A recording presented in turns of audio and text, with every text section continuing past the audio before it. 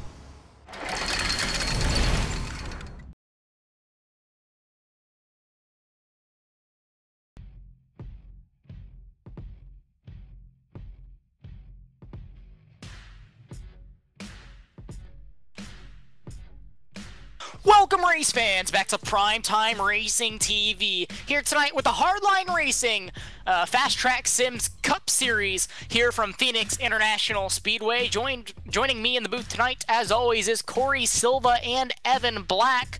So I think it should be a pretty good show tonight. We brought you the Contender Series on Wednesday. The Xfinity cars driving Phoenix at night.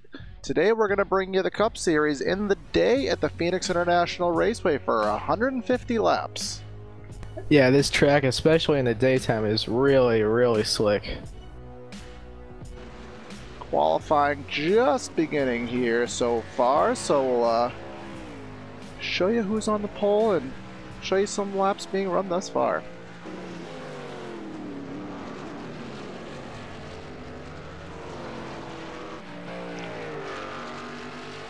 Provisional pole so far, Jordan Pauly, a new driver to this series, breaking the 26.7 bracket at 26.699 thus far. Yeah, that's actually a really good lap, because that would have been second in practice.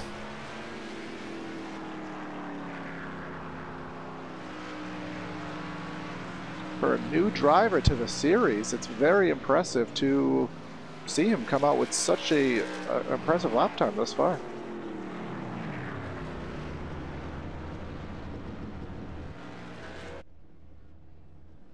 All right, I just got word from league owner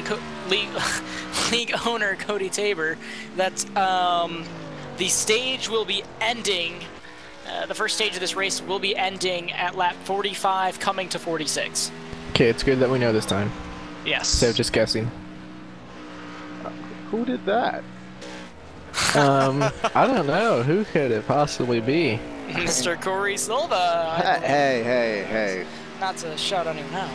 Don't make me dig dirt. I mean, I think we have a little bit. Yeah, we got a little bit that we could use. Well, you know. It's cruel and unusual punishment.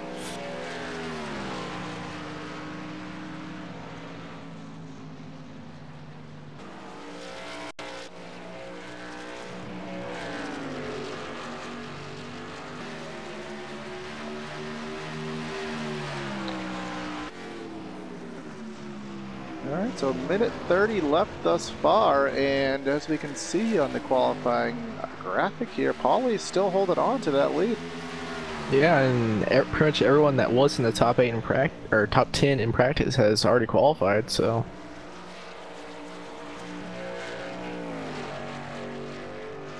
See Corey Blevins on track in the 25 machine. One thing to note as well for the channel here, you can see our new, our even further updated ticker. Now it's scrolling here. We've ventured to the new form of iRacing graphics, so I hope you guys like that. Would like to apologize for the caution. Thing is a little bit off. Looks like it's only showing part of the flag on the under part of the ticker, but other than that, I think everything looks good.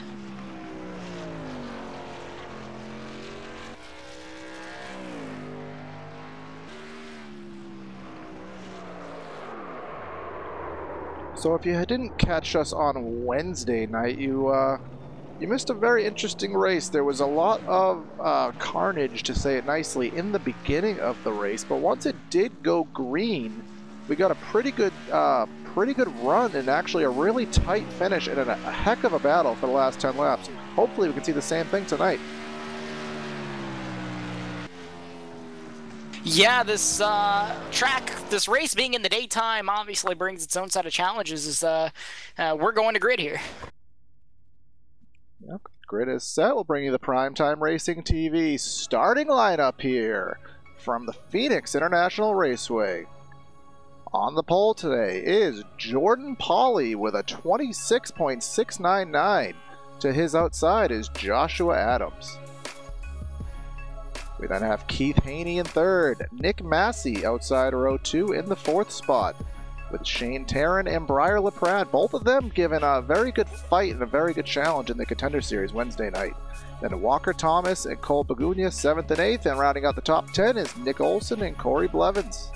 We got Bronson Stafford in 11th, Thomas Pressey in 12th, Tyler Hensley in 13th, Tanner Allen in 14th, Kyle Zimmer in 15th, Kyle Souza in 16th, Rusty Capel in 17th, Baron Labosco in 18th, Christopher Matthews in 19th, and rounding out the top 20 is Cody Tabor.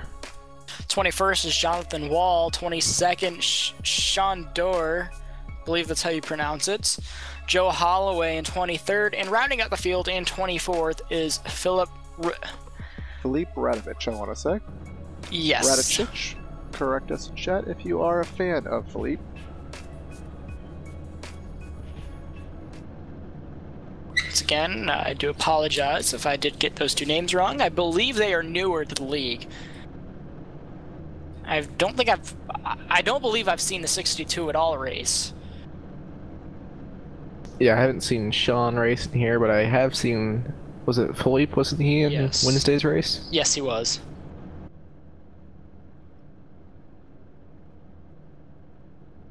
Again, we want to welcome you. It's the Phoenix 150 here for the Hardline Racing Cup Series every Friday night here on Primetime Racing TV.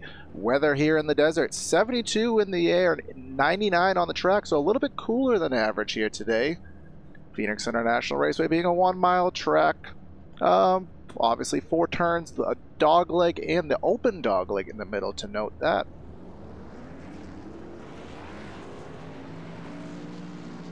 So these guys rolling off grid now. They will get all squished together here and get ready for the initial start here at Phoenix International Speedway with the Hardline Cup Series. I see Philip corrected us in chat, and I believe it's Philip Radovich. Philip Radovich. We'll get it down. Do not worry. Grab us in chat after. If you'd like, we will make sure we get that right for you. There's only one lap of pacing here at Phoenix. It's a very quick pace lap, and here comes that pace car down pit lane, and we will wait for Jordan Pauly to get this field underway, and there he goes. Green flag in the air for the Hardline Racing Cup Series here on Primetime. The outside row got a good start that time, but Pauly's going to hang on the inside. Pauly clears for the lead. There's a really nice start by the outside row with the 88 of Josh Adams, but Jordan was just able to clear him entering the corner. Very interesting to see how these guys are able to maneuver here if we have more wrecks, if we have a harder track to drive. You know, these Cups cars have a lot more horsepower, and it will bring a different set of challenges. For the lead, Joshua Adams dives it down into the corner there, but can't get the run off. Pauly drives away once again. We saw this on Wednesday night, all the different approaches to the corners here, and there's a lot of different ways to drive this track. You can see here going on with Shane Tarrant and I believe that to be Briar LaPrade. Shane Tarrant trying to grab that 5th position. He does so successfully, and here goes LaPrade stuck to the high side. Down the back straightaway into turn number 3. LaPrade has Cole. Oh, this one. Caution flag kind of on walk me the through a lap here, speedway. Big wreck. Yeah, we're big wreck behind Thomas them. Bresci. Looks like Philippe Kyle Radicic. Souza. Look at his machine. Looks like a 4-car pileup. The 21 went around, and big wreck back there, collecting the 19. Oh, there's And two then, wrecks. Yeah, there was 2 separate incidents, and then Oh right my God, the 21 car. Yeah, that was a huge wreck. That was Cody Tabor. He went up and over, and then in Oh front my. of them. Yeah, right Tabor from the got caution. loose in the dog leg, and that was, if that was in real life, we would be seriously concerned, because that was a hard lick. And then right in front of them, the 14 gets turned into the outside wall right as the caution flag was coming out. Collects Thomas Bresci, Jonathan Wall. Yeah, looks like Kyle Souza just got loose coming up on the track, and then Jonathan Wall got into the back of his car. Wow, starting off the night kind of wacky already. Just do see some drivers in the pits right now already. We've only run a couple laps, but you can see here, starting in 8th, Joshua Adams is already down pit lane here, and we can see our new pit road graphic here on Primetime. See how long these drivers' pit stops take, which will let us know who's taken 2 and who's taken 4, something we've had to guess at in the past. What is it, about 5 drivers caught up in those crashes put together? Yeah, I believe so. So top 7 machines staying on the track right now. Again, Jordan Pauly, your pole sitter, is leading this race with Nick Massey in 2nd thus far. We have Keith Haney in 3rd, Cole Begunia in the 4th spot, Briar LaPrade in 5th, Bronson Stafford in 6th, and Sean Dewar in 7th. Those are the 7 machines still that did not pit, but again, we only ran a couple laps, so I don't really think too much concern should come from that.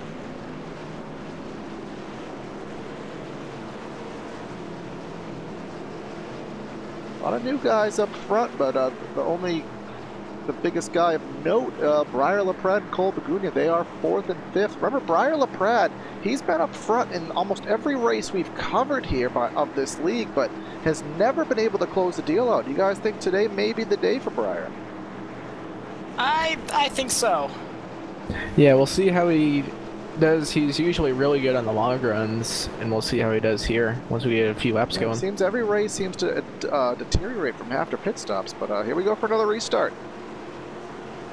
Pace car getting ready to make that hard left turn down in the Phoenix pit road here. These guys doubled up, stacked up, and ready to go back green flag racing. Awaiting the green flag here. Green flag is out. They hit the gas. Very good start on the outside there by Nick Massey. Kind of held justice there with Jordan Pauly. He's going to run that outside up through 1 and 2 here, and that's not going to prevail, unfortunately for him, giving Keith Haney the inside in the dogleg. Yeah, Massey got a really good restart. I wonder if he had to lift a little bit so he wouldn't be ahead of him at the line. So they're side by side for position number 2. We're also side by side for 3rd with Begunia and LaPrade. That battle has ceased. Down across the line, 2nd place still side by side. It looks like we got a couple lanes starting to work in now here at Phoenix. We talk about it every week, the dynamic track we will see with these Cup cars, putting that heavy load into the track with the high speed and the high Gs, what that does to the groove here over the course of the race. This could be the battle for the lead. Side by side down the front straightaway. Polly squeezing him up against the wall. The outside lane is where Keith Haney is going to put that Ford Fusion machine, and he will seem to get some ground there off of turn 2 down the dogleg. Into turn number 3, Pauly's trying to hold off on the inside, is not able to do so. But now here comes Nick Massey in the 48. He's going to try to take a look to the outside. Does not work, but perhaps a crossover. They're already starting to move up to the outside. That's pretty impressive for the dynamic track.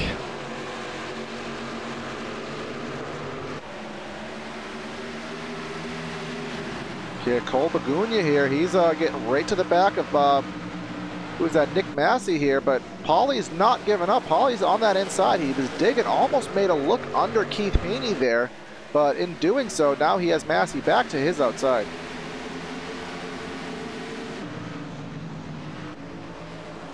Yeah, Jordan's getting freight chained right now. I wonder if his tires are just gone or if the inside's just that much worse. Jordan Pauly, from us in the booth, we know him quite well. He is an ace on the dirt tracks, not so much into the asphalt side of iRacing these days, but a very impressive performance thus far in this race. He's getting freight trained on the outside here, trying to maintain the 3rd position under the number 7 of Begunia. You can see coming up behind them is a side-by-side battle with LaPrade and Joshua Adams, but again, freight train on the outside this early in the race. Does that surprise you guys? I am quite surprised by that, really. I figured it would move up, but I thought it'd take...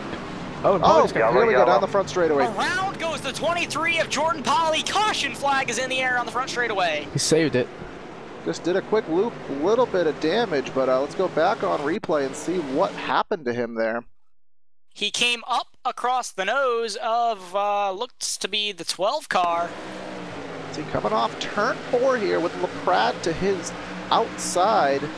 Yeah, it looks like there's not enough space given there, but... He did a really nice job to not spin that thing around. LaPrade not too happy about that one, I imagine. Pauly came right across his nose there and collected them both up into the outside wall.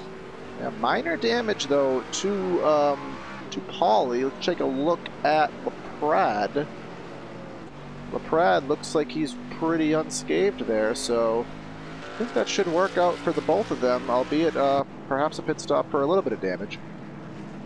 Yeah, the only thing I'd be worried about with how Pauly hit the wall would be if he got a little bit of engine damage. So lap 14 in the books here, and this caution will bring the field to the attention of their pit crews here. Who is that stayed out? No one other than Shane Tarrant. Tarrant has never been afraid to pull the strategy card. Remember, he did take 2 tires and nearly won the thing Wednesday night in the Contender Series. Someone I do expect to find his way to the front at some point as Thomas Bressie there passes him to the outside. I believe that's Bressie. Who else, who else would have a Jeff Gordon scheme except Thomas Bressie? Bressie got caught up in that wreck on the first couple laps there. His engine's done. He's 8 down. Yeah, he will take a pretty indifferent lucky dog this time around, but 7 laps down, or potentially, yeah, 7 laps down. Who knows? I mean, if it's a rough enough race, he may be able to get there, but I don't know how well the engine's singing in that machine. His last times really weren't looking too bad. I mean, before that caution, there are occasions on certain tracks where it sounds odd to say it. Sometimes having less power could help you, because you don't have as much throttle to put down on exit, and you won't get that wheel spin, which a lot of times can spin a lot of drivers around.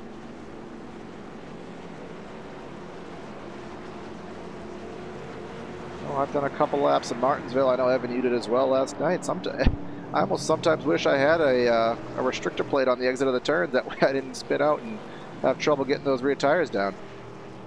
Yeah, it's especially on old tires once the track gets rubbered, and it'd be really nice sometimes to have a little bit less power.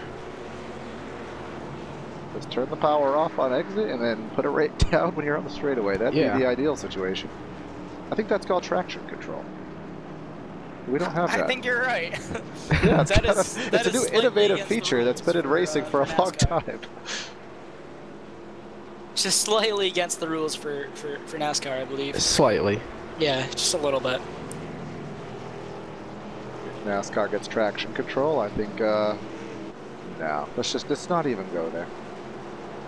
I think that's against the rules in almost every stock car organization.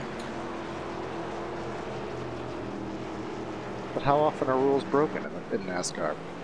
How often are rules changed in NASCAR? Good point. Because of people who broke them. How often are rules not followed, but they're followed by somebody else? We won't bring up Kansas at all. Hashtag Jimmy Johnson, 7 guys over the wall. Anyways, we are on 1 to go here for another restart. God, that's like bringing up politics. Yeah. Well, hey, if Johnson was out of that race, my boy Larson would have made the chase, so I'm still salty over that. Playoffs. Yeah, Corey, it's not called the chase. Oh, sorry, I'm on 2016 over here. Leave me alone. So, once again, these guys doubled up, stacked up, and ready to go back green flag racing here at Phoenix. And Shane Taryn, he's taken the outside lane this time by the first to do so, but I think it's a pretty good move. Yeah, we'll see how his old tires stack up here. Pace cars down pit lane. We will wait for the flagman to put the green flag in the air, and there he does. The green flag is in the air. A little bit of a slow start from Taryn. Kind of checked up the inside line, but he will clear for the lead going into 1. The inside line almost stacked it up and wrecked him there. Big checkup for that inside row. And almost 4 wide there as they all spread out in the dog leg there. It looks like everyone did manage to get back into line, but that is the risk you take with the dog leg, especially in these cup cars. It is sometimes you can get loose there and it could cause a catastrophe. Side by side for second place right now. Looks like excuse me. Words, Haney Brandon, on words. the low side, LaPrade on the high side. Briar LaPrade to the outside in that Motorcraft Ford Fusion, but not enough this time by. Oh, I spoke too soon. There he comes with a heck of a run off 4, and potentially will drive it in deep to try to clear. Haney. He drove it in deep, but he cleared him, but he couldn't keep it on exit. So they remain side by side. This allowing Shane Taryn to pull away out here. Oh, Haney got a little loose. Has a major wobble down low. And this allows Cole Begunia to get up there on the outside, but now doing so is going to open the door for Joshua Adams to get to his inside here. Taryn is getting really loose. He got spun it twice out of 4. Begunia to the outside. Haney moved Cole Begunia into the 4th position right now. And Shane Taryn was loving the side-by-side that he was seeing in his mirror. He got a chance to pull right away from these guys. He only has about 8 to 10 laps less on his tires, so it's a pretty good experiment for later in the race to know, is this going to work? Well, he seems to be making it work pretty good right now. Yeah, he's actually a little bit quicker than LaPrade right now, based on his last lap time. And I must correct myself. I called this the Phoenix 150. If I did know how to read, I would learn this is the Phoenix 115. So close enough. Yeah, close enough.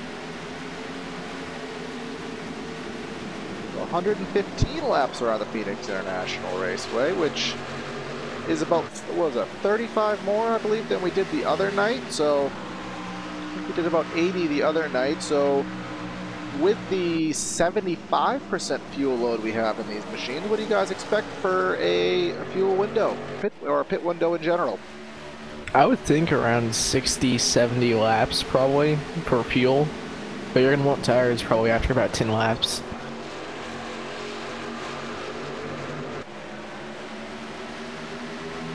Shane Tarrant still in the lead here. Let's kind of go and pick out our heavy hitters of the league that we know are the ones to go for. The ones that are always up front. Briar LaPrade, he's in second now. Nick Massey in third. Cole Begunia in fourth. With Keith Haney in fifth. Walker Thomas in sixth. Joshua Adams in seventh. Rusty Capel in eighth. Bronson Stafford in ninth. And Joel Holloway in 10th. Top 10 here at Phoenix International Raceway. A lot of the same guys we see every week, but as we kind of go through the field, some names that we usually see up front not having the greatest of runs at the moment. Tanner Allen back in the 14th position. Yeah, we got Thomas Bresci in 21st after getting caught up in that incident, as well as Jonathan Wall in 19th now. And yeah, Tyler Hensley is back in 17th. Looks like he has a little bit of damage. Baron Labosco down in 16th. Kyle Souza down in 22nd. A lot of heavy hitters so far not having the greatest of runs, but again, there's still plenty of time in this race. So I'm looking in chat, and GOM is asking who everyone's early picks is. Who are you gonna take, Corey, to win the race? I'm gonna stick with my boy Shane Tarrant up there. I think he's overdue for a win. He hasn't won yet, has he? He has not. Yeah, so I'm gonna stick with him. Plus, he's a Chevy driver. I'm a Chevy guy, so we'll stick together. I need to stop letting you pick first because you just took my pick again. Nah. I'm gonna go ahead and say that Briar LaPrade's got something for the lead here. And you took my second pick. We're gonna go with Cole Begunia in fourth.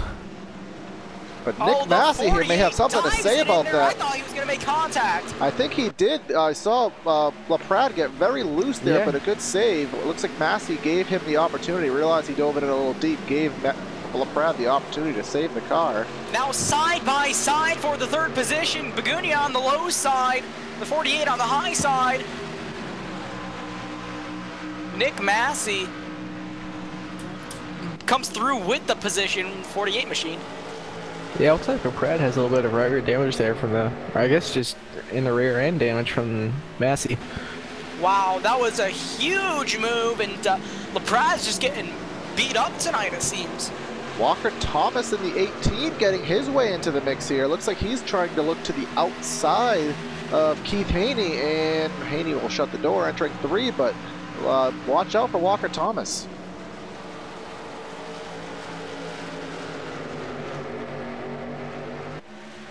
Walker Thomas making his way up through the field, and looks like either Haney got loose there. I think he just actually let him go. Did Keith Haney, letting Walker Thomas to his outside. So move Walker Thomas into the top 5. And now Joshua Adams is on the verge to get by Keith Haney. Into turn 3 here, we see Adams to the inside, and Haney just yields the position. Haney perhaps losing the grip, maybe just trying to get into his own zone right now. That zone is currently in the 7th position. But back to the front here, much to my surprise, even though he is my pick, but much to my surprise, on these older tires, Tarrant seems to be hanging on pretty well, and more so than pretty well, I think he may be stretching it out by a car length or 2. Yeah, I'm really surprised how well he's doing on those older tires. He is pulling away from LaPrade a little bit. I think these drivers are making a little bit of a side note here that these older tires may be able to work later in the race. On board here with Shane Tarrant, just kind of get a look, a driver's eye view of how Phoenix is to drive. See, enter at 3, gets right to that yellow line, and the way he's approaching the turn, he is staying right on the yellow line throughout the whole turn. Some guys like to drift up, maybe kind of diamond the turn, but Tarrant is just hugging that yellow line. Entering 1 and 2, same exact approach. And no cut in the dog leg. He's actually going to run the proper track, so it's a lap for Shane Tarrant around Phoenix. And I'm looking at the when Shane last pitted, and it looks like he has about 6 lap older tires than the rest of the field. So not as much as we thought. At least from what I can see, I think. So I do have a little more on my availability than you. He's on a 30-lap stint right now, is Shane Tarrant. So he pitted on that first caution on lap 5. So in terms of green flag laps, I believe you're right. But the entire time he's been out has been 30 laps now, which we believe, according to our math, is half of the fuel run. Oh, LaPrade gets majorly loose off the corner there. He lost a ton of time to Tarrant. Yeah, Nick Massey seems to be getting a little impatient there for that second position. He is trying to be as clean as possible, especially this early in the race. But if he wants to get to Tarrant, he's going to have to make a move before he gets too far out there.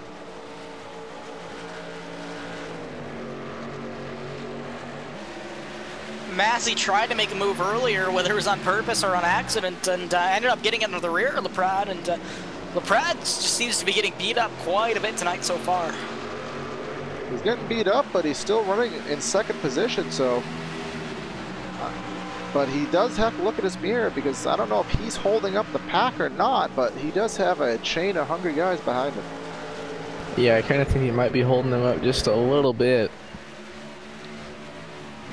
I think Massey is starting to get a little bit impatient. He is moving closer and closer on the rear bumper, and Massey actually drifts up that time through the corner. Whether on purpose or just maybe trying a new line there, as you said, he did run higher through 1 and 2, but I think it's almost on purpose, because looking at his line through 3 and 4, it seems very similar. Yeah, it looks like he's trying a really late apex down low there, and in attempts to get a run off the corners.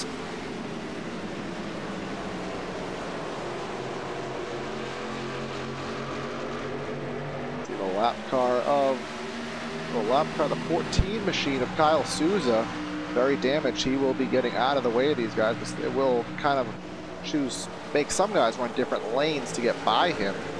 See here, it's going to be a little tight off of turn 4. It looked like Keith Haney was going to make a move on Adams, and looks like he is. He's going to take that opportunity with the lapper to try to make a pass out of it. Does anyone know how much we can go on a fuel run here? Have you been listening to us, Brandon? We were just guesstimating around 60-ish laps. Oh gosh, I must have zoned out a little bit for that part. I apologize. Tisk, tisk, tisk. Listen to your fellow commentators. Yeah. I think I was paying more attention to the voice chat during one of those incidents. We talked about it during green flag. There's a lot that goes down under green flag.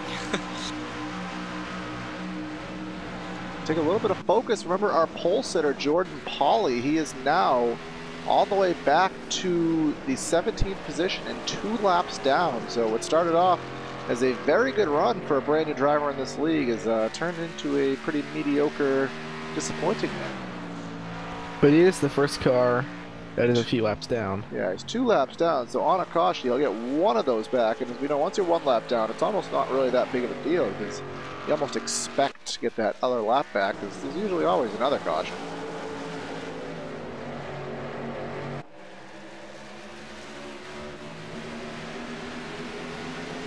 Oh, we saw out of the far back of the camera there, the 86 of Keith Haney. He got extremely loose off of 4 there, and go on board with him, see how much he's having to fight that car. So he's taking a completely different approach. He is probably 3rd lane there, trying to get as cool a track as possible. Looks like he learned from his mistake there, ran a lot smoother on the exit, but I saw Joshua Adams kind of drifting it a little bit.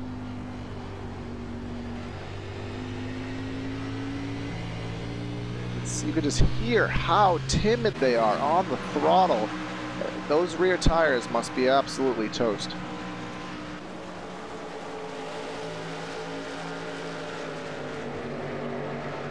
Shane Tarrant losing quite a bit of ground now up front here. LaPrade catching him now. On the primetime battle graphic right here, the battle tracker, last time by, Tarrant was a hair slower, 4/100ths, which is pretty negligible. but we will see what it is this time around.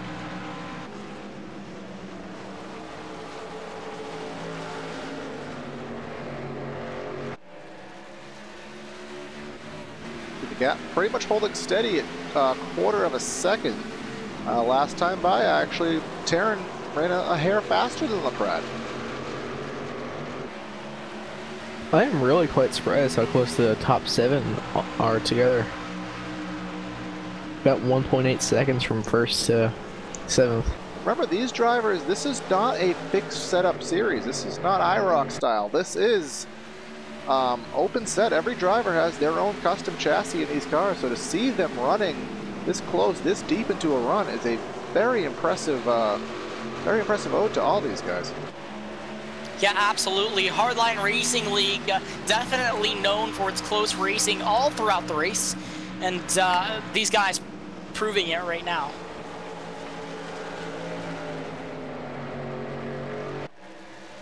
Hardline is also, they are accepting new applicants for their Contender Series. So if you are interested, check out hardlineracing.com. Cody and staff will get a hold of you and let you know if perhaps you could be a driver in this series.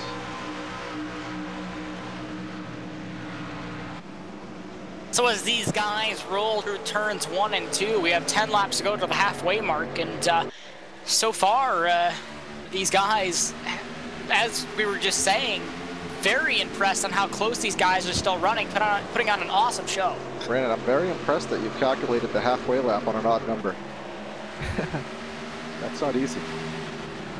Well, it's 57.5, round up to 58.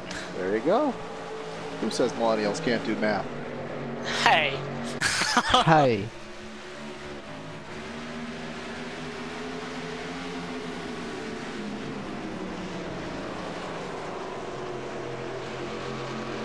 So as I said, Shane Taryn, he's on a 45 lap run right now on his tires. Everybody else has been out for about 35. So again, as we kind of guesstimated that the drivers will be pitting maybe around 60 to 70 laps into a run, we also have to account for the race distance right now. If we're pretty much, from what we believe, to be in a fuel window right now, or maybe in a few laps. So I almost expect some pit stops maybe around lap 60. Yeah, I would think in about 5 to 10 laps they can make it on fuel. Nick Massey here looking to get to the inside of Walker Thomas. A little bit of tight racing there through 3 and 4, but he will back in and make another go at it.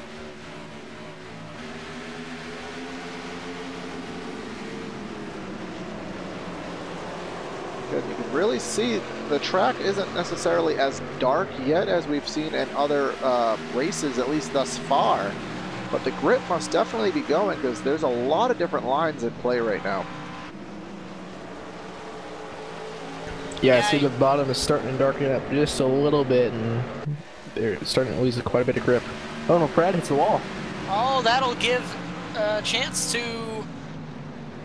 Looks like the 18 Walker Thomas in the 18 up and almost makes contact with the Pride. See that inside, as we've been talking about, it's losing some grip. It's getting slick, and Thomas put it down there, and obviously there wasn't enough, so he had to back out to avoid a conflict there.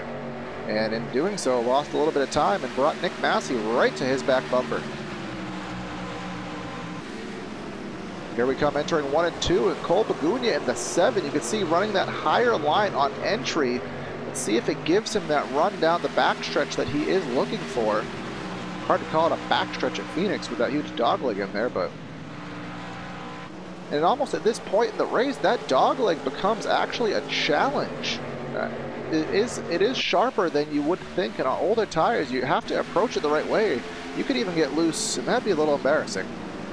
Yeah, it's a lot sharper than you think, and just the transition from the flat to the banking to the flat and back up, it'll really unsettle the car. See here, and there is a good amount of banking in the, if you do stay on the track, there is a good amount of banking there, and if you do choose to cut it at this point in the race, you better have a tight grip on that wheel, because it's going to be difficult. And thinking of it now, we did have a couple of guys spin off of the banking down through the dogleg there on Wednesday night. So, yeah, that could play an issue here.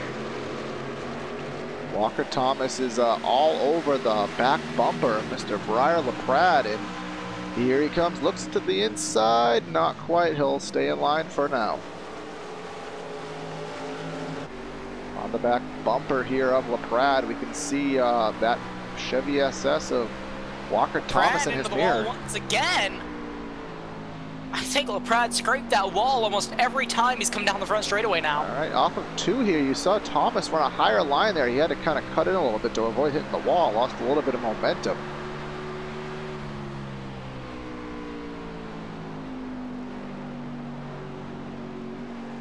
But something I do want to note right now, so these drivers up front, we have Shane Tarrant, we have Briar LaPrade, we have Walker Thomas, Nick Massey, Cole Bagunia, Joshua Adams, and Keith Haney. The top 7 are all within 2 seconds. We go back to 8th place, Rusty Keeple, and we are back 8 seconds off the lead. So there's a 6-second gap in between 7th and 8th position right now. Honestly, it's I'm still surprised with how close that top 7 is. Oh, LaPrade gets way loose again off of turn number 4. Walker Thomas right on his back bumper. I'll tell you, he's getting loose nearly every single lap, but it's not affecting him that much because he's still holding a pretty stable gap to Taryn, and he's still managing to hang on to 2nd. I think Walker Thomas is starting to get a little bit impatient with this, though. Every time LaPrade gets loose, forces Thomas to check up just a little bit. But take note, guys, we are almost 60 laps into this race right now. We're still, everyone needs another pit stop, and from what we believe, the window's open, so I'd expect someone anytime. Yeah, the window has to be open now because they're just a little bit past halfway. This time by Thomas to the inside again of Briar LaPrade. Can he keep it down there on that slick inside groove? Not able to do so through 3 and 4 that time. He'll have to get back into line. And yet, Keith Haney and Joshua Adams, they've been going duking at it for quite some time now. Haney, remember, he was up probably in the top 3, drifted back, but he has his, looks like he has his companion for the race, in Joshua Adams.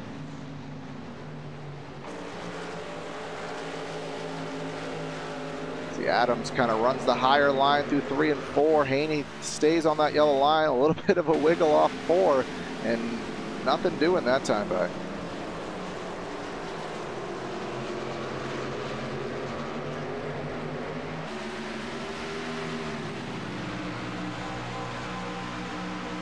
These guys about to put Kyle Souza another lap down here, and he was involved in one of the big wrecks there. And here comes Taryn. Here comes LaPrade. Top 2 and Cole Bagunia.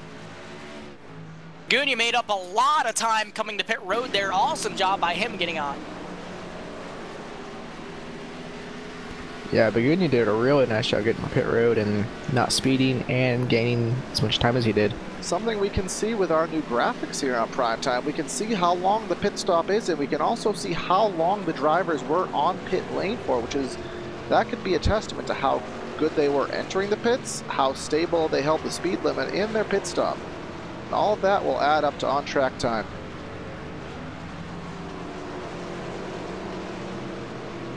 LaPrade seemed to have a pretty good stop there.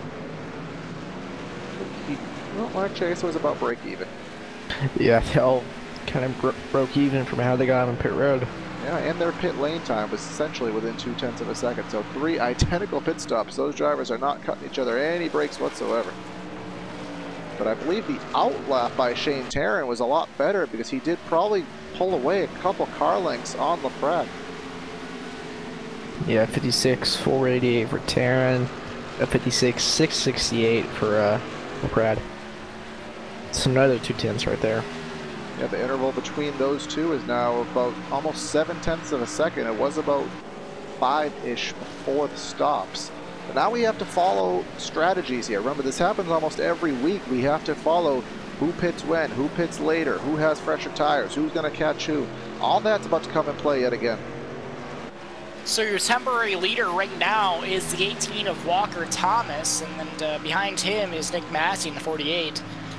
Now, fall off here at Phoenix. Walker Thomas last ran a 28.3. His best lap in the race has been a 27.1. So about 1.3 seconds he's fallen off his best time. And that's about the amount of time he's losing every single lap to those who already have fresh tires. Yeah, Taryn is running the low 27s right now. Yeah, so these guys losing more and more time the longer they stay out makes me wonder what strategy they're trying to play. Hoping for a caution, trap a few of the fast guys a lap down. Now we have to go back to California Speedway, Auto Club Speedway, where remember Trevor Ropolo, he stayed out very late and caught a caution. It kept him in the top 3. It put him to the front, and he was able to win that race.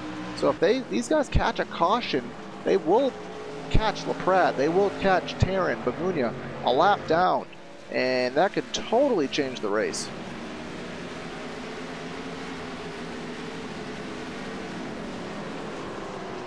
Yeah, so these guys just kind of out and about right now, trying to, like you guys said, hoping that they'll catch a caution flag here shortly, because Taryn is right about to get his lap back.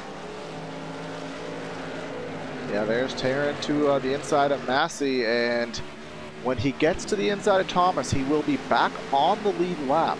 But what to note is if a caution was to come out right now, Shane Taryn's on the lead lap. He won't need a lucky dog. He'll be right there. Obviously, Walker Thomas is going to have to pit, but at this point, I believe Shane Taryn would be forced to pit as well. Yeah, right now the last thing Taryn wants to see is a caution. And here comes Thomas and Massey.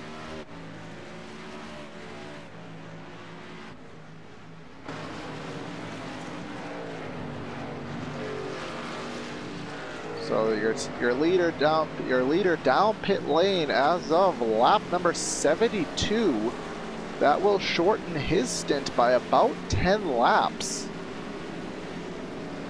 So he will have that much fresher tires on everybody else. But is there enough time, and does he have enough car to take enough advantage of that?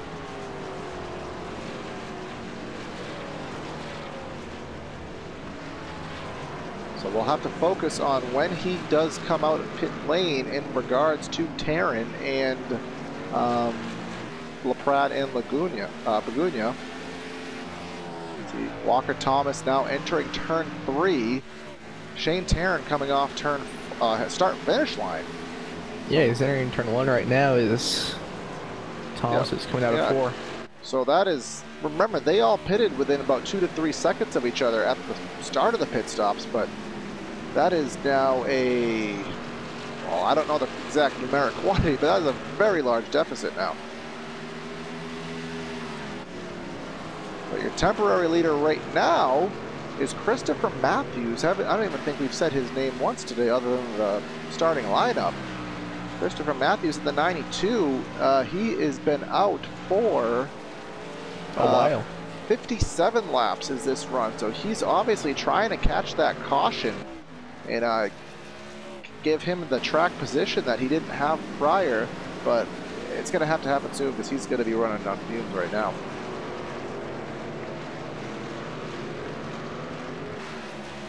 I would expect him to come into pit road either this time or next time by. And then Baron Labosco is in second. Those are the only two that have yet to come to their attention of their crews for the final time. And just as I say that, here comes Labosco. Yeah, Matthews is still staying out though.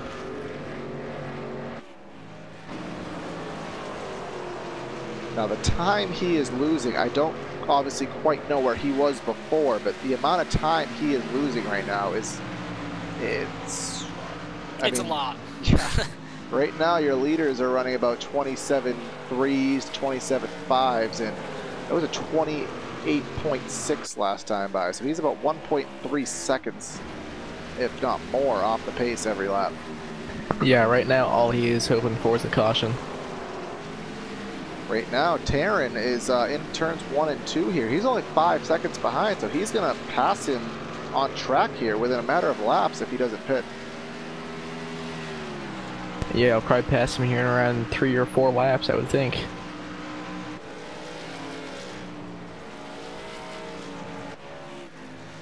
Still on He track. stays out again. Interesting. He's staying out quite a long time, and that's actually very surprising to me how long he's lasting on fuel here. So Looks like he's this gonna time. pit this time. Yep. See the top 5 right now. I mean, it'll be a little skewed once Matthews cycles through the scoring loop, but the gaps that we once had that were very tight have grown quite a bit. But remember, everyone kind of has a different set of tires on right now, so it's going to be a matter of, are they going to come together, or someone's going to wear out sooner, or someone going to use those to their advantage? That's what we're going to have to figure out the next 37 laps. So that'll hand the lead back over to Shane Taryn, and he's got a pretty significant lead right now over Briar LaPrade. Bring up the prime time. I can never say that. Prime time battle tracker. Yes, that. And Taryn, just a skosh faster. If that is a word. I just created it. A skosh.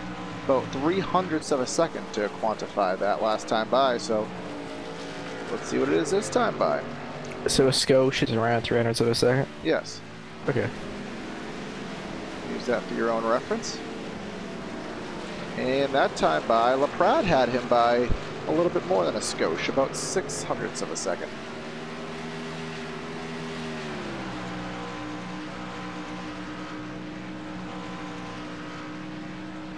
And then Cole Begunia is back here, now entering 3 and 4. He's running about 3 seconds off this battle. Well, off the leader, I should say. Not quite a battle at the moment. But Keith Haney back in 5th right now. And he's 8 seconds back. Bronson Stafford, haven't talked about him at all. And he's now in 5th, actually. So he's managed to quietly sneak his way in the top 5.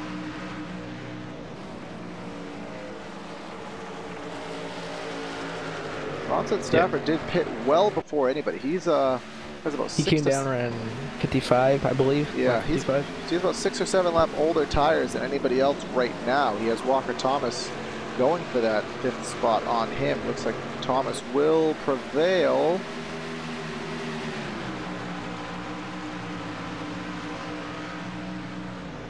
Not quite, but Bronson holds off. We have Thomas in 5th/6th, depending on the battle. And Joshua Adams now almost 10 seconds off the lead. Nick Massey is 10 seconds off. Caution's out. Caution's out. Wow. Be ready with, there you go. Be ready with that brake cleaning stuff, guys. Your blower, because they're going to drop down some oil dry here, I'm sure. No cue as to who it was. Looks to be the 62, maybe? Yeah, the 62. Yep. Spun through the dog leg. Made a little bit of contact with the inside wall. Yeah, he went. There's the transition from the banking to the dog leg. He lost it. I don't even think it started there. It's just on the exit of the corner. He just got loose. Yeah, I don't know who he was trying to get under, but he might have got a little bit loose, and then when he went to the dog leg, that just took it to the next level, and he was not able to hold on to it. Yeah, I think he was a little bit loose already, and then he turned down to get under the 00 Nick Olson, and he just got loose.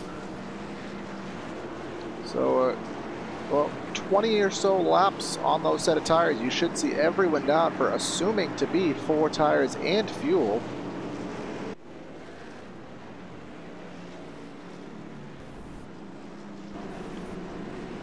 Looks like a couple guys going to stay out for the waiver round.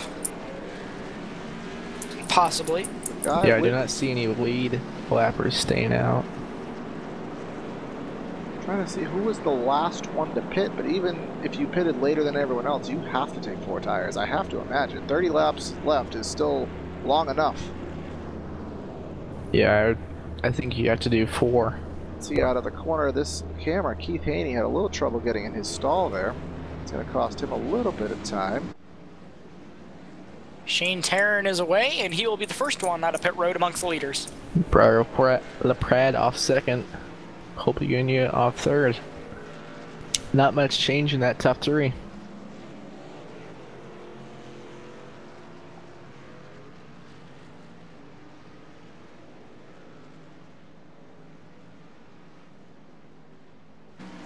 Yeah, we want to thank you for watching today's broadcast of the Hardline Racing League live here on Primetime Racing TV for the Cup Series. If you haven't liked and subscribed, please do so. We're happy to bring you more and more racing here on Primetime. We bring you the Hardline Racing League Wednesdays and Friday nights, and the DXT Super Speedway Cup Development Series every Sunday night here, and a couple more surprises in the works. So again, please follow us and stick with us for some more iRacing action here on Primetime. I believe we're up to 149 subscribers on the channel now, so we do appreciate every single one of those.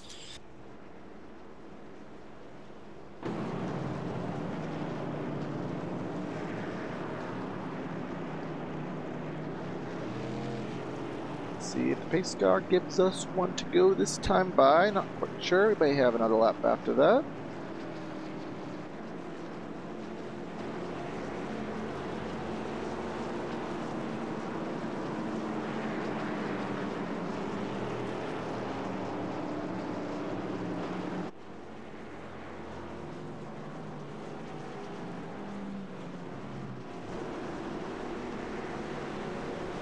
One to go this time by. I was going to say maybe we can pull someone in the booth with us, but we will not have time, at least under this caution. So, green to the end. The outside on this restart. And I think Green that's to a good the end call. or another caution? What do you guys think? Oh, we're close to the end now. These guys are bunched up. Bring it on. There's going to be some excitement, and excitement usually brings a little bit of carnage with it. You guys staying with your picks? Absolutely. Absolutely. Yeah. I don't even remember who your picks were, but mine was that 38. Mine was the 7. And mine was the 12. So all of ours are the top 3. So these guys doubled up, stacked up once again, ready for the restart here. And Evan, why don't you take it away for the restart? Okay. Pace car getting ready to make that hard left turn down pit road. And it does. Waiting for Shane Tarrant to get this field back under green. Green flag. And there it is. Green flag's in the air, and we are back underway. A good restart from the outside, the 38 of Tarrant. Pratt, no, he won't clear it under the turn one. LaPrade dives it down in. Can LaPrade hold it there on the inside? I don't think he's going to have the momentum, but as I expected, he's going to cut the dog leg here. And Tarrant is still going to have the edge on the outside, and he will clear for the lead. Side by side, Tarrant clears for the lead, but now it's a battle for second between LaPrade and Walker Thomas. Almost some contact between the 12 and the 18. It's a gaggle back there from about third on back. Again, here comes Joshua Adams and the 39 machine of Bronson Stafford here. This is for the top 5, for the 5th position to be exact. The inside, just especially in 3, it almost seems useless. Yeah, the bottom line worn out quite a bit now, and you can see it. It is a very dark groove down there. Nobody wants to try to run down there. You either have to run even lower or absolutely hug the yellow line where there's less down there, or you're gonna have to move up, because if you're running in the center of that hot, used up groove, you're gonna have to be ready for it because there's not much traction left there.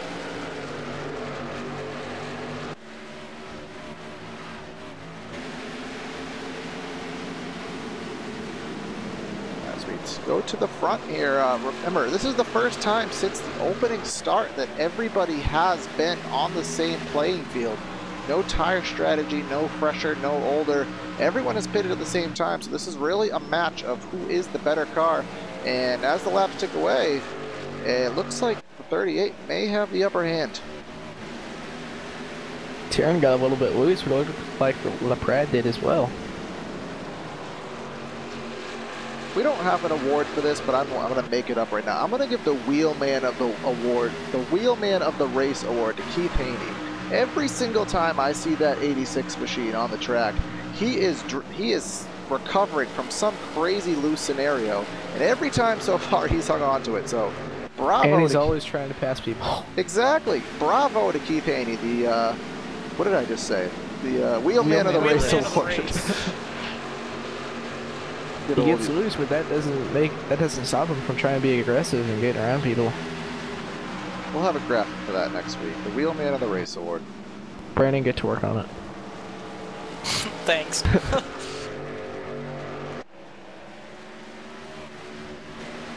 As, right there, top of the camera, off turn 4.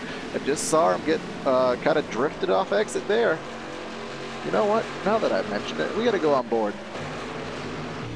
On board Keith Haney here. And just because... Oh no! Loose there in the dog leg.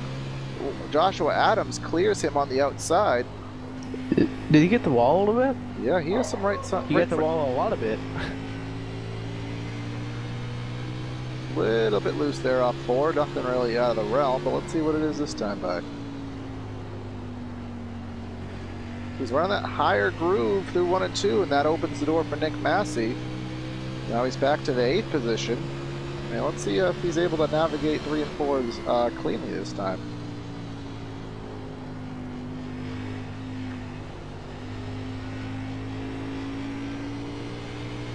See, because I'm watching him and we're on board with him, he's going to run as smooth as can be, of course. Yeah, I guess you're going to have to go back and find a replay or something. Not pay attention to him, because that's when he'll be wheeling it. Yep. Murphy's Law, whatever you're prepared for, you never end up needing. Whatever you're not for, that's what you needed. Alright, so Haney seems to have his car under control for the time being, so let's go back up front where we have a... Look, now LaPrade has company once again from Walker Thomas. Where he did for that corner. Yeah, we did see Thomas go for it a little bit there, but he has to pull back in line. There's a lot of, how do I want to say this? A lot of planning involved in your passes. It's really hard to make that inside work, so you can't just dive it in there and go for it. You really have to strategize on how you're going to make those moves, and don't look now. There's only 17 laps to go. Yeah, this race is coming to an end quite quickly here, and these guys trying to gain every little bit that they can.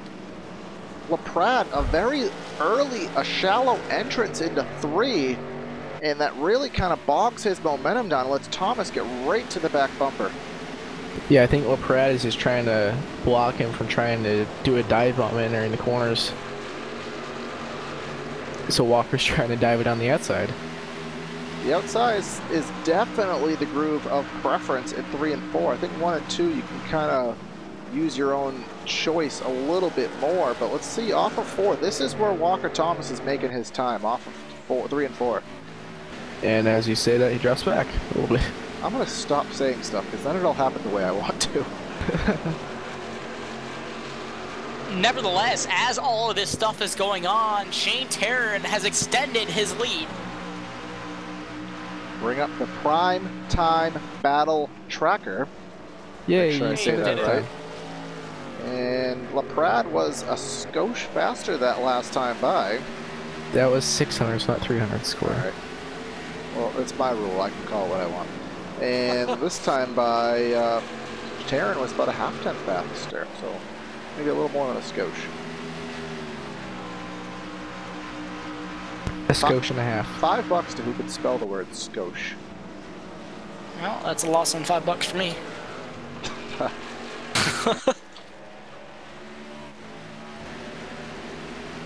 Somebody in chat actually does do that. S-C-O-T-C-H. That's Scotch. Good Close point. enough. Skosh. I don't know how to spell that. Maybe S-C-H?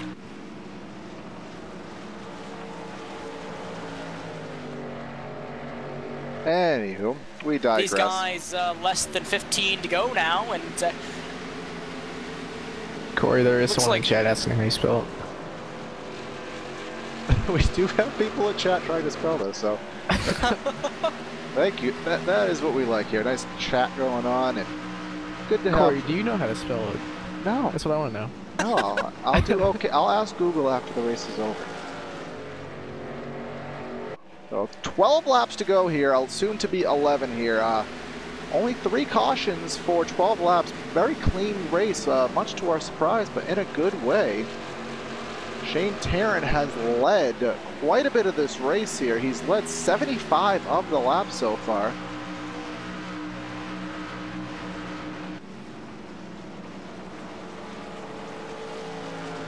So Tarrant has a pretty good lead for the amount of laps that are left so here. this time by a 27.6 to a 27.63. That is 300. That is a skosh. So he was a skosh faster that time by. What do you get skosh counter? How many times can we say skosh in one broadcast? Or these guys, or side by side. Yeah, any of those work. Have we said side by side yet in this? Brandon has said it 2 or 3 times, I believe. 10 laps to go here at Phoenix Raceway. Soon to be ISM Raceway. Now it's a matter of how quickly can iRacing rebrand it. They'll have to. I'm sure that'll be a contract situation. Yeah, probably. Yeah. If there's money involved, an illegal threat, they'll do it. Corey, someone is saying that you made the word so you decide how it's spelled. Oh, okay. They said don't ask Google. We'll confirm with Merriam-Webster's dictionary, and if you watch us Sunday night, we will show you live the definition of the word skosh. Wow, exhilarating. Yeah. That is reasons Must to turn watch. reasons to turn into primetime racing TV. Any little reason is The word of the day, presented by Primetime. turned into Sesame Street. So we're soon approaching the iRacing cutoff lap, as we like to call it, where if a caution does come out, the race will end behind the iRacing.com Facebook. But that is probably about 2 laps away, about lap 110 I expect. So if something is going to happen to interrupt this race, it's going to happen relatively quickly. Well, Pratt is really starting to catch Yes. We'll bring up the This battle could tracker. turn into a battle for the lead, guys. Last time by, LaPrade has him by a 1/10 and a half. I don't quite have terminology for that one. Tarrant. A lot. Yeah, a good bit. In chat, we are at Talladega in the Xfinity car for the DXT Development Series, so catch us there for that. But we have a heck of a finish potentially on our hands here for the Hardline Racing Cup Series. Can Tarrant hold off for 5 more miles around Phoenix International Raceway? I can't tell you 6 how many miles. times I've seen sparks come out from the side of LaPrade's car from him scraping the wall down the front straightaway. Will he pass post-race inspection? He seems to be shortening that right front fender. Yeah. He's going. He kind of played with the dog leg there. It's a little risky at this point in the tire run to do that, but it's gonna be close. He is a little bit faster, but is it enough? 5 laps to go. I was going to say that. I beat you. It's about a Yeah. half second. That time by, they were almost exactly the same, 1/1000. So I think something's gonna have to happen to Tarrant, or I don't know, but let's see. It's close enough that Tarrant needs to watch out. One mistake and it's going to be right there. Yeah, and we've seen Tarrant get loose quite a bit, but also LaPrade. So anything can happen these final 4 laps. Tarrant up the racetrack and using, looked like half a lane up that time by LaPrade right down up against the yellow line. 3 miles this time by. 3 laps to go, and the battle for the lead is shaping up here. LaPrade he can sniff it. He's not quite there, but it's right at the edge of his grasp. Do you think he can do it? Do you think he can? He's getting battling. loose. Yeah, He's battling that really car. hard. He's driving his butt off right now. Yeah.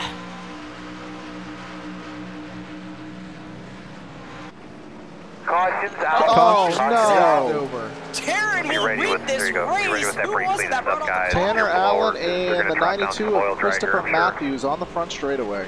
Oh my. Didn't quite have a chance to see. Unbelievable. See here, coming into turn 3 and 4. I think we may be a little bit ahead of this, but Tanner Allen's on the outside. Matthews looking to his inside off of 4. Oh, the 31 hits the wall and comes down into him, sending him hard impact to the inside wall. And then who got the last lick there? Somebody, I think it was Zimmer. Baron Labasco was also involved in that, but he hit the wall. Oh. But yeah, Kyle Zimmer was the one that made the final contact there in the 20 machine. But yeah, it did look like I said, Tanner Allen just got loose there and just kind of corrected it in front of the field. Unfortunately, obviously he didn't intend to do that, but he just wheeled it the wrong way, and unfortunately that'll kind of take the little air out of the sail we had there. White flag in the air, final time around under caution speed here. Shane Tarrant, they just got to make it around under pace speed to be declared official winner of this race. I won. As long as he has enough fuel, makes it around one more time. You'd think he would. I mean, stranger things have happened. There was an iRacing peak antifreeze race back in the early 2010s where the leader, the second place guy actually passed the leader, got disqualified, and it screwed up the entire race result, so iRacing had to manually fix it. I don't think that's going to happen here today, but stranger stuff has happened. Yes, most that's definitely true. So coming out of turn number 4, behind the iRacing.com pace car, the checkered and yellows will wave together here, and Shane Tarrant will be declared winner at Phoenix International Raceway. We give congratulations to Shane Tarrant. He's finished top 3 almost every single race. Hasn't got that W yet, but today is his lucky day. So we're going to go to a quick side-by-side commercial break, and we'll be back with you for the post-race shows. Stay with us.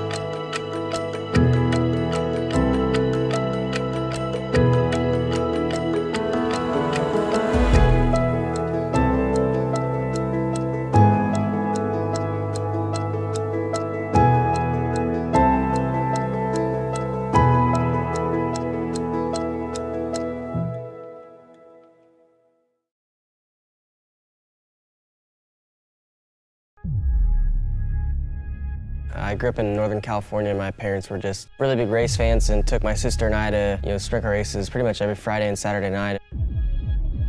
So I did outlaw kart racing from 7 till I was 14. And then that's when I got into 360 and 410 wing sprint cars.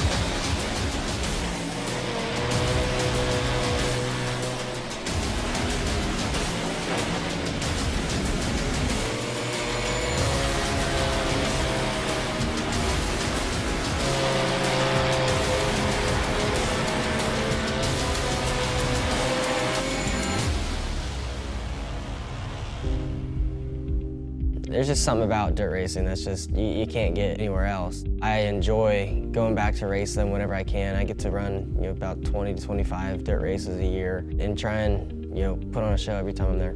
Battle for the lead. Kyle Larson to the inside of Shane Stewart. Slide job, no.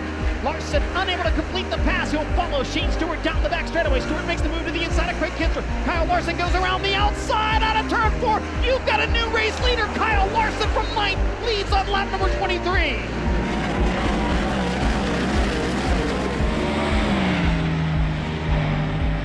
I'm probably just a little more relaxed, I guess, at the dirt track just because it's for fun. Where the NASCAR stuff, it's points racing and a lot bigger sponsors and stuff. And we're back here on Primetime Racing TV for the post-race show. We'll interview the top 3 and wrap up coverage here today. So we will bring the 3rd place finisher of Walker Thomas into the booth. Gotcha. All right, Walker, so a nice third place finish for you today. Looks like we had a very clean race today, which was good to see. We had a green flag stops, a lot of different lines going on. Talk about your race in a nutshell. Yeah, coming in, wasn't real sure how I was going to be. Phoenix is one of the tracks I struggle at typically, so I just wanted to keep all the fenders on it, stay off the wall off of turn 4, and the dog leg was real tricky. You couldn't use it, so I just made sure I didn't use it, and just ended up gaining speed on the long run and worked out for me. Yeah, so we obviously had those green flag stops, and then obviously the way kind of races end with cautions breed cautions. Did you have any kind of mindset there as the final restart approached on if there was anything you could do to maybe sneak out a W? Yeah, I started 4th on that restart, which was a really good spot. I was really good on the outside, and I was on the outside of Breyer coming off of 4 on that first lap on the restart, and I think he got a little bit loose and kind of came through my nose, and which is understandable. I wasn't upset about it, but that just kind of killed my momentum there, and I couldn't really pass on the bottom, so I just kind of stayed behind him, saved my tires, and there wasn't much left there at the end. So solid effort for you today, a third place finish. Anyone you want to give a shout out to? Yeah, just my new Revens Racing teammates. This is me and Shane's first Hardline Cup race with the team, so Josh and Nick in here, Jake and Chris that aren't here. Just a shout out to them. I'm looking real forward to a new era with the new team. We're starting out strong, so hope we can continue the momentum. Yeah, aim run, brother. Congratulations, and we'll catch you next time. Thanks, guys. All right, now on to your second place finisher, Briar LaPrade. Briar, you got a copy? Yes, sir, I do. Well, you come home with the second place finish here tonight, but you were showing a strong comeback there towards the end before the yellow flag. How was your car out there, and how did the track feel? My car felt great. I just wish I could have drove it better. I feel like I could have. Track was slick. I mean, sometimes tight here and there. My races, it was kind of messy. I don't think that was the greatest race I've ever raced. Putting it in the wall once or twice. But I guess I can take that bonus point for leading the most laps in second place. Well, yeah, we saw you get beat up a little bit at the beginning of the race. What were you going through there? Beginning of the race, I know on the start I fell back a little bit. I was just trying to see what I could do and save a little bit of tire. So see how long we can go on fuel and stuff like that, see how long the tires can last. But yeah, just trying to dig and making sure I could stay up front with Shane there. All right, awesome. You did an awesome job tonight. Is there anyone that you'd like to give a shout out to? I'd like to give a shout out to Shane. He's a pretty freaking good racer. He deserved that one. All right, awesome, and awesome racing tonight. Thank you guys for broadcasting.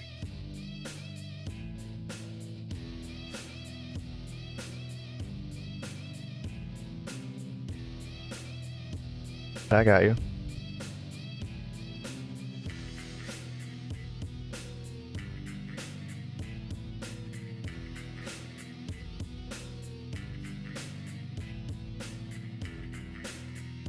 I took a gamble early, staying out just to see how the tires would be, because I've done that a couple times this week in different leagues and they worked out. So once I realized the tires weren't a big deal, I just stayed up front ever since I took it. I ran the bottom like I did on Wednesday. It kind of worked out, but then as the run went along, the racing group moved up a little bit, and Breyer was catching me there at the end, and then the caution kind of saved me. I wonder if he, don't know if he would have dove it in there and tried to bump me, but definitely going to be interesting.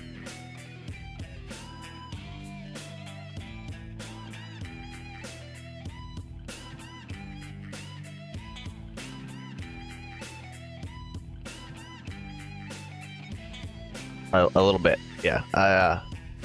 I started missing my mark because I was too focused on my rearview mirror, and I was like, he's gonna send it. If we get to turn 3 and he's within 3/10, he's gonna send it and try and bump me, I feel like. But caution definitely saved me. I kind of do want to see how it would have played out, but might have been able to hold him off.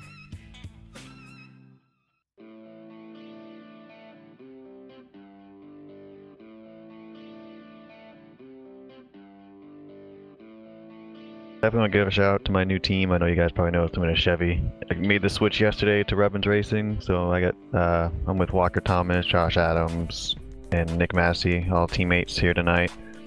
Good showing for me and Walker as our first race with them.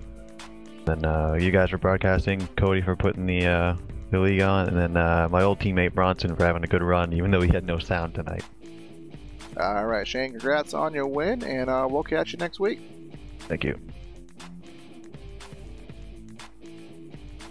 All right, so we'll wrap up today's broadcast with the final results and call it a day here. So again, the winner of the race, as we just spoke to, is Shane Tarrant in the 38. Briar LaPrade coming home in second. Walker Thomas third with Cole Bagunia, Bronson Stafford, Nick Massey, Keith Haney, Rusty Capel, Joshua Adams, and Joel Holloway rounding out the top 10. We have Nick Olson in 11th, Kyle Zimmer in 12th, Tanner Allen 13th, Baron Labosco in 14th, Sean Dower in 15th, Christopher Matthews in 16th, Tyler Hensley in 17th, Kyle Souza in 18th, Jordan Pauly in 19th, and rounding out the top 20 is Jonathan Wall. And rounding out the field, Thomas Bressy, Cody Tabor, Corey Blevins, and Philippe Radicic. So there's the results, and we'll let Brandon take it out for us tonight. So quick shout out to our sponsors, Air Movement Fabrications, Nottingham's choice for custom signs, designs, repairs, and all things metal. Visit them online at airmovefabs.co.uk or find them on Facebook. Air Movement and Fabrications, an official partner with Primetime Racing TV. Also, Krutz Custom Graphics, custom racing shirts, hero cards, paint schemes, and much more. From local racers to big race teams, we've got your back.